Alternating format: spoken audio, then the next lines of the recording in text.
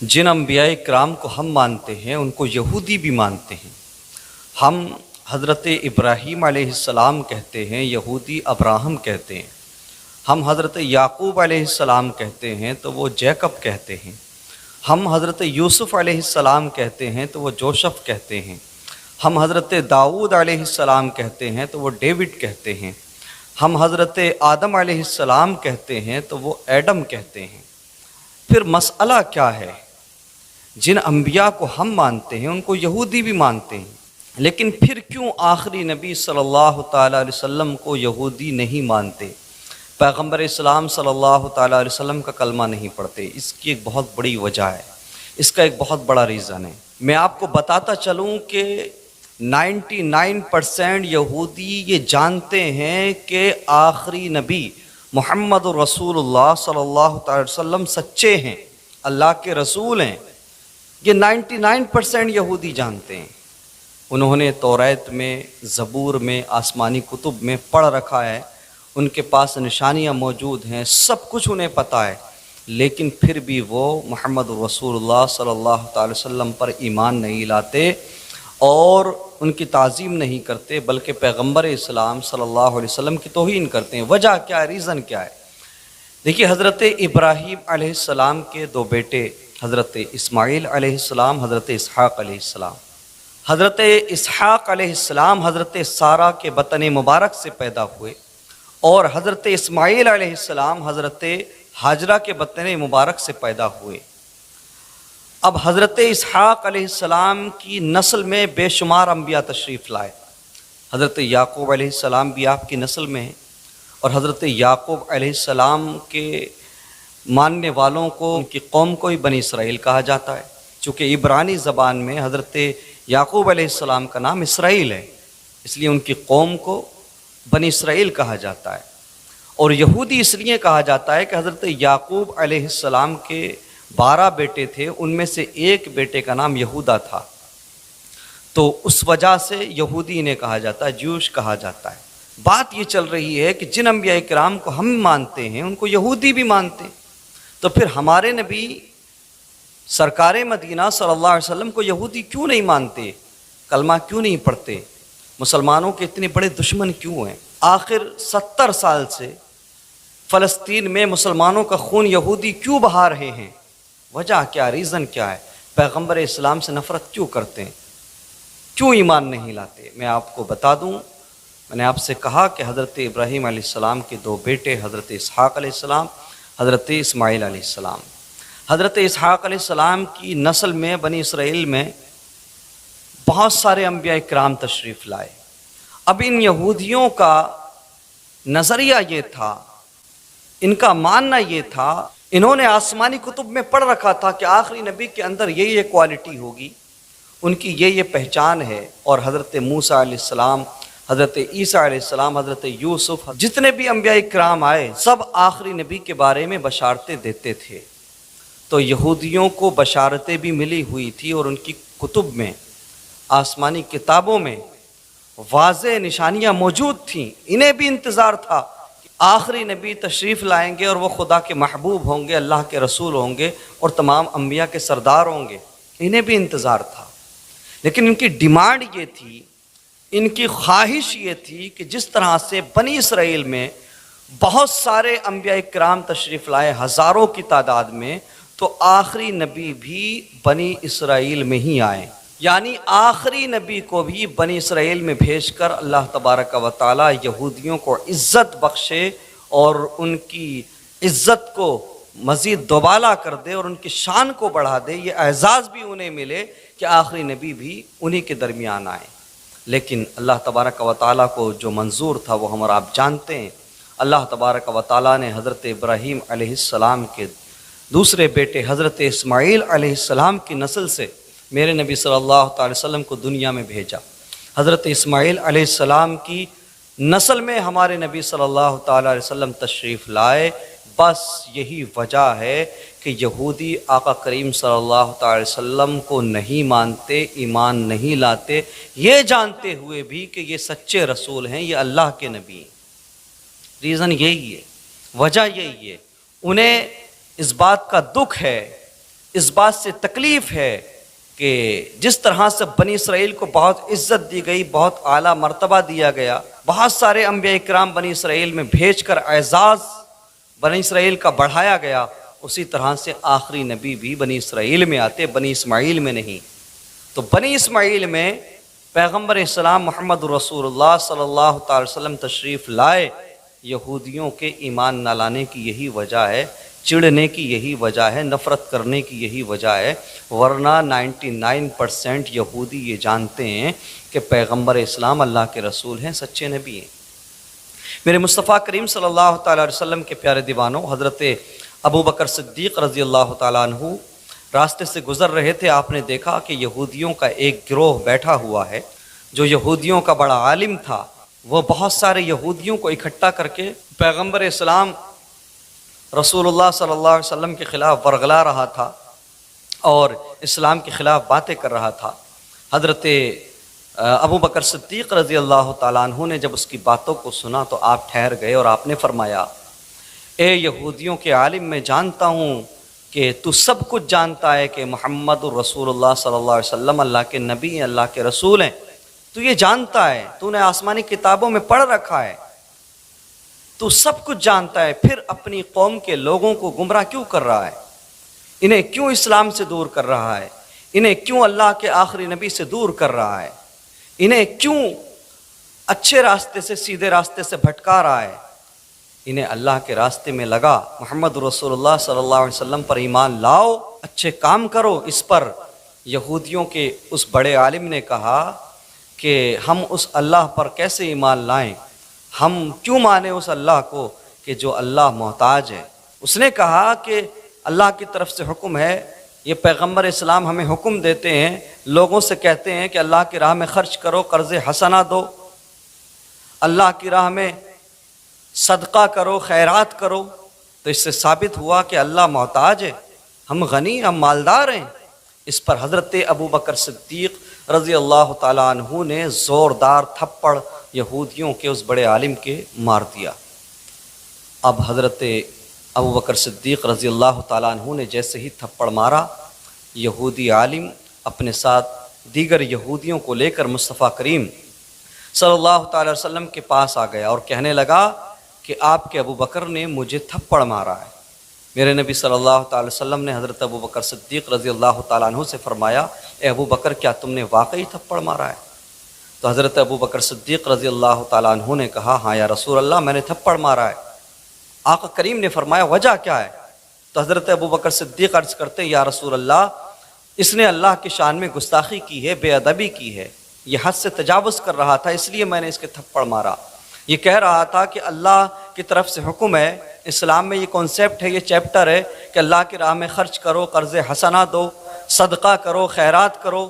تو اس نے کہا کہ اللہ کو ہمارے مال کی ضرورت ہے، اللہ محتاج ہے، ہم مالدار ہیں، ہم غنی ہیں، یا رسول اللہ میں نے اس لیے اس کے تھپڑ مارا۔ آقا کریم صلی اللہ تعالی وسلم نے اس یہودی عالم سے کہا، کیا واقعی تم نے ایسا کہا؟ تو وہ یہودی عالم مکر گیا، کہنے لگا، نہیں، میں نے ایسا کچھ بھی نہیں کہا۔ اس کے بعد پیارے نبی صلی اللہ تعالی علیہ وسلم نے اس یہودی عالم کے ساتھ آئے ہوئے دیگر یہودیوں سے پوچھا، کیا تمہارا عالم سچ کہتا ہے کہ اس نے ایسی بات نہیں کی؟ تو تمام یہودیوں نے جھوٹ بول دیا اور کہا کہ ہاں، ہم گواہی دیتے ہیں، ہمارے عالم نے کوئی بھی ایسی بات نہیں کی، اللہ تبارک و تعالیٰ کے تعلق سے ابو بکر صدیق جھوٹ بول رہے ہیں۔ اللہ اکبر۔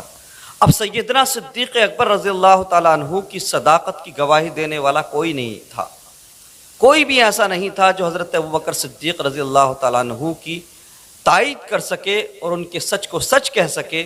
حضرت ابو بکر صدیق رضی اللہ تعالیٰ عنہ تنہا پڑ گئے، تمام یہودی مکر گئے اور یہودیوں کا عالم بھی مکر گیا کہ ہم نے اللہ کے بارے میں ایسا کچھ نہیں کہا تھا۔ جب حضرت ابو بکر صدیق رضی اللہ تعالیٰ عنہ کو جھوٹا ثابت کرنے کی کوشش کی جا رہی تھی، حضرت ابو بکر صدیق رضی اللہ تعالیٰ عنہ کی صداقت کی گواہی دینے والا کوئی نہیں تھا، تو رب کا قرآن بول اٹھا۔ اللہ تبارک و تعالیٰ کی طرف سے حضرت جبرائیل علیہ السلام میرے نبی کی بارگاہ میں آئے، وحی خود آئی، لقد سمع اللہ قول الذین قالوا ان اللہ فقیر ونحن اغنیاء، بے شک اللہ نے ان کا قول سن لیا جنہوں نے کہا کہ اللہ محتاج ہے اور ہم مالدار ہیں۔ اللہ اکبر۔ آپ ذرا غور کریں، سیدنا صدیق اکبر رضی اللہ تعالیٰ عنہ کی صداقت کی گواہی قرآن کے ذریعے دی جا رہی ہے۔ اللہ کا کلام سیدنا صدیق اکبر رضی اللہ تعالیٰ عنہ کی صداقت کی سچائی کی گواہی دے رہا ہے۔ تو یہودی یہ بہت سرکش لوگ ہیں، بہت ہی زندیق قسم کے لوگ ہیں، یہ بہت ہی گھٹیا لوگ ہیں۔ حضرت یحییٰ علیہ السلام، حضرت زکریا علیہ السلام کو انہوں نے قتل کیا، اور نہ جانے کتنے انبیاء کرام کو انہوں نے قتل کیا، اور اللہ کی بے شمار نعمتیں ان کو ملیں، اللہ کا بے حساب کرم ان پر ہوا، اللہ نے بے شمار انبیاء کرام کو ان کے درمیان بھیجا، لیکن اس کے باوجود یہ ناشکرے رہے، یا اللہ کی نافرمانیاں کرتے رہے، یا اللہ کے احکام کو ٹھکراتے رہے، شریعت کو توڑ مروڑ کے اپنے حساب سے عمل کرتے، اللہ کے فرامین پر عمل نہیں کرتے۔ یہی وجہ ہے کہ یہودیوں پہ طرح طرح سے عذاب آئے، اور آج بھی یہودی کتنے بڑے ظالم ہیں، کتنے سرکش ہیں، یہ ساری دنیا دیکھ رہی ہے۔ ایک ایسے ملک فلسطین پر یہودی قبضہ کر رہے ہیں اور رات دن حملے کر رہے ہیں کہ در حقیقت اسرائیل اگر بنا تو فلسطین کی زمین پر ہی بنا تھا، اہل فلسطین ہی نے یہودیوں کو جگہ دی تھی۔ یہ اسرائیل کا جو وجود ہے وہ ان کی اپنی زمین میں نہیں ہے، بلکہ مسلمانوں کی دی ہوئی زمین میں وہ لوگ بسے ہوئے ہیں۔ تو اپنے محسن پر تیر چلانا، اپنے محسن پر ظلم کرنا، اپنے محسن پر تشدد کرنا، یہ دنیا اسرائیل سے سیکھتی ہے۔ آج دیکھیں کہ جن لوگوں نے پناہ دی، جن لوگوں نے جگہ دی، جن لوگوں کی زمین پر جا کر یہ بسے، انہی لوگوں کو یہ 50,000 سے زیادہ کی تعداد میں قتل کر چکے ہیں۔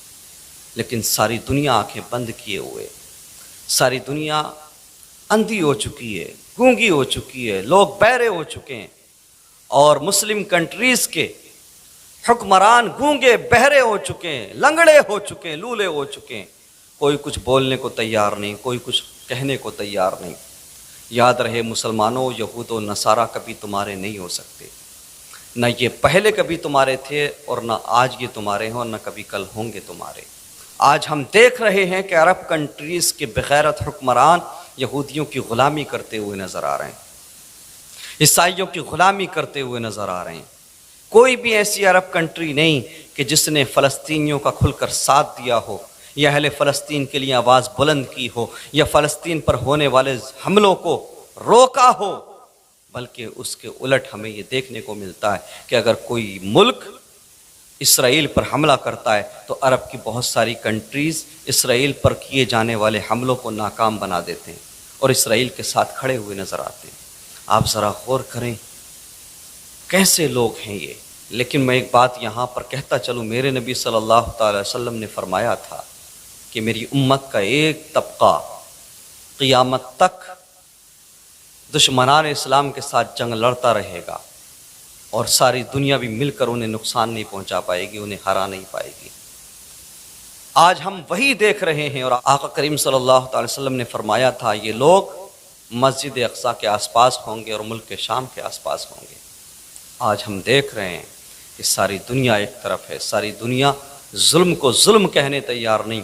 آج فلسطینیوں کو تنہا چھوڑ دیا گیا، آج فلسطینیوں کو مسلمان حکمرانوں نے بھی تنہا چھوڑ دیا، کوئی پوچھنے والا نہیں۔ لیکن اس کے باوجود اہل فلسطین اسرائیلیوں کے مقابلے میں کھڑے ہیں، یہودیوں کے مقابلے میں کھڑے ہیں، اور مسجد اقصیٰ کی حفاظت کے لیے، قبلہ اول بیت المقدس کی حفاظت کے لیے اہل فلسطین اپنے بچوں کی قربانیاں دے رہے ہیں۔ آپ ذرا غور تو کریں کیسے لوگ ہیں یہ کہ جنہیں نہ بھوک روک سکی، نہ پیاس توڑ سکی، جنہیں نہ بھوک اور پیاس کی شدت ہرا سکی۔ ہمارے یہاں اگر کسی کا جنازہ اٹھتا ہے تو ہم رات دن آنسو بہاتے ہیں، اہل فلسطین کے ہاں اگر بچوں کا بھی جنازہ اٹھے تو اس پر آنسو نہیں بہاتے، بلکہ رب کا شکر ادا کرتے ہیں، الحمدللہ کہتے ہیں، اور فخر کرتے ہیں کہ اللہ کی راہ میں ان کی جان گئی ہے۔ کہاں سے آیا یہ جذبہ؟ پہلی بات تو یہ ہے کہ میرے نبی صلی اللہ تعالی وسلم کی دعائیں ان کے ساتھ ہیں۔ آقا کریم صلی اللہ تعالی وسلم نے ان کی بہادری کا چرچا پہلے ہی کیا، احادیث موجود ہیں۔ اور ایک اور بڑی وجہ ہے، فلسطین کے اندر 30,000 کے آس پاس انبیاء کرام آرام فرمائے۔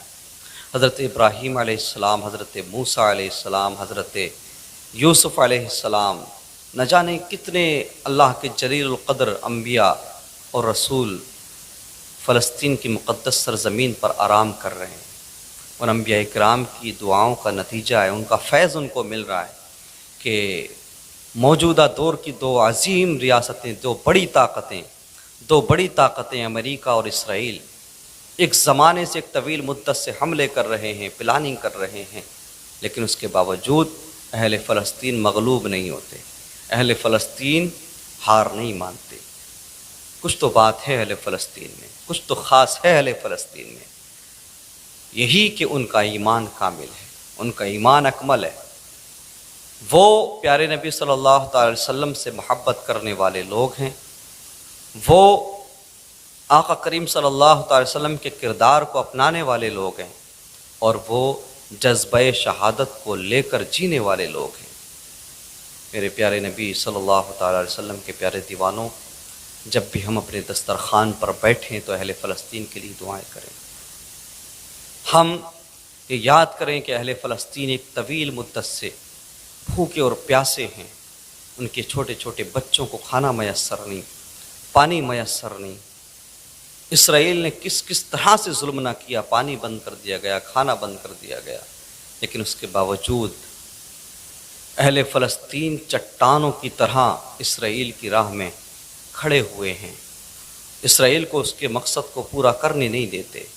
56-57 اسلامی ممالک اگرچہ فلسطین کے ساتھ نہیں ہیں، لیکن اللہ تبارک و تعالی اہل فلسطین کے ساتھ ہے۔ پیارے نبی صلی اللہ تعالی وسلم کی دعائیں اہل فلسطین کے ساتھ ہیں۔